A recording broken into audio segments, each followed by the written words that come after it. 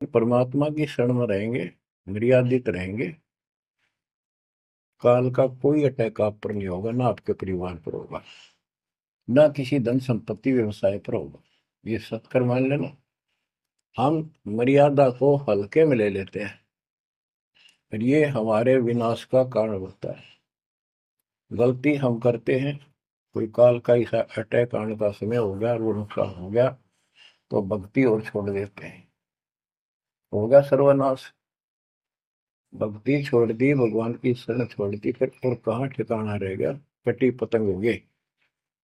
कटी पतंग का कोई अस्तित्व नहीं रहता, कुछ देर उड़ जरूर सकती है, अंत में पता नहीं कि करके पेड़, बबूल के पेड़ में उड़ के फड़फड़ कर कपाटती है। ऐसे फंसे रह जाओगे तुम इस काल के जाल में, कांटेदार झाड़ियों में, इस गंदे लोग। मर्यादा को हल्के में ला लो। जैसे हमने इतने सारे नियम बना दिए, भक्ति करनी है तो इनका पालन करना पड़ेगा, नहीं तो फिर गधे बनकर कुमार के नियम में चलना पड़ेगा। एक कदम भी अपनी मर्जी से नहीं जा सकते, बैल बनकर नाथ डल जाएगी, छच्चर बनकर बग्गी में दौड़े जाओगे रेड़ी में, फिर चलेगी क्या आपकी मर्जी? असंग जन्म तन मृत्या हो गए, जीवित क्यों ना रे। दवा दस दर मद मैल मठ बोरे, बोर ना दे धरे रे। तो बच्चों जीवित मर लो, इन बातों को छाती में धर लो, हृदय में बैठा लो, कति मस्तिष्क में। ये संसार आपका नहीं है, ये परिवार आपका नहीं, ये संपत्ति या कार कोठी तेरी नहीं, गरीब काया तेरी है नहीं, ये माया कहां से हो?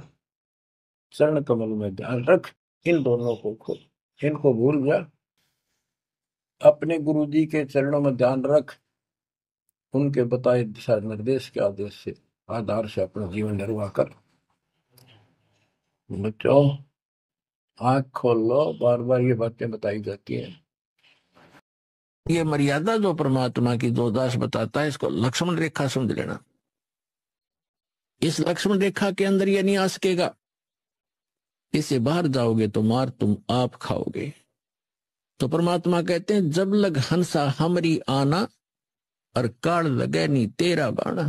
मर्यादा भंग होकर के भी आप अपने हानि उठा सकते हो और आपको लाभ भी बंद हो जाएगा। उसके लिए तरीका है कि वापस आइए और अपना नाम खंडित है, उसको कनेक्शन को दोबारा सुचारू करवाइए।